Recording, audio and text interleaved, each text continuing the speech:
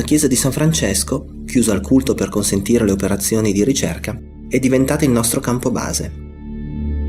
In seguito alle informazioni raccolte, ipotizziamo che l'accesso originale alla cripta scomparsa possa trovarsi alle spalle dell'altare.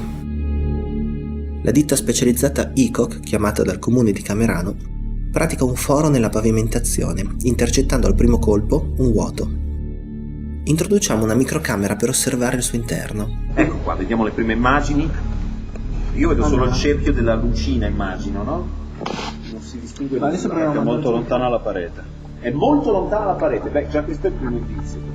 Io mando giù un po' più di luce. Il cerchio che state vedendo è il cerchio della illuminazione della telecamerina. Si tratta di una stanza a pianta quadrangolare, rivestita in muratura e con una scala al centro. Viene quindi aperto un varco per consentire l'ispezione senza danneggiare la struttura originaria, ma riaprendo quello che un tempo era l'accesso originale. Dopo aver azionato lungo degli aspiratori, apro la strada al conduttore Daniele Bossari, scendendo all'interno della cavità.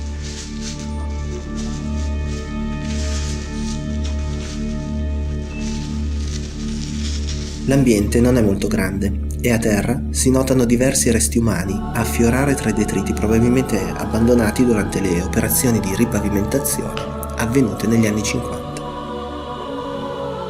In origine, le sepolture potevano trovarsi ai lati della scala, disposte parallelamente ad essa, ma oggi sono frantumate a terra. Frammenti di un cranio appaiono addirittura anneriti da un possibile rogo. Ciò che però ci ha sorpreso maggiormente e che costituisce un vero e proprio mistero nel mistero è stato il ritrovamento di una piccola cassa in zinco rivestita in legno appoggiata a terra in un angolo della stanza. È la sepoltura di un bambino. Sul lato superiore della cassa è presente una semplice croce latina in legno fissata con dei chiodi molto fini.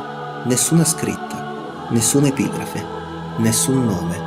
Totalmente marcio, il feretro si apre sotto le nostre mani lasciando il fondo imprigionato nel terreno. Al suo interno i resti di un bambino, di cui si è conservato solamente il cranio, che presenta ancora alcune tracce di capelli biondi incollati su di esso, e poche altre ossa. Gigi, non ce la faccio, devo andare su. A questa vista Daniele non si sente bene, decide di uscire dalla cavità, emotivamente turbato. Non faccio uscire da qui, tiriamo su.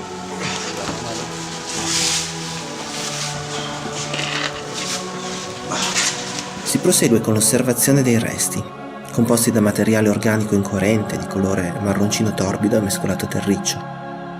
Entrando in contatto con l'aria, il corpo ha rilasciato i liquami cadaverici e ha alimentato una colonia di ditteri, di cui abbiamo rinvenuti i resti essiccati in prossimità della cassa. Molte sono le domande su cui dobbiamo soffermarci a riflettere. Perché è stata occultata questa cavità e conseguentemente questo piccolo corpo? Perché non è stata lasciata la possibilità di ispezionare l'ambiente come per le altre 4 botole presenti lungo la navata? È facile pensare ad un cadavere scomodo, ma un'indagine metodologica approfondita potrebbe portare a delle risposte chiare e concrete.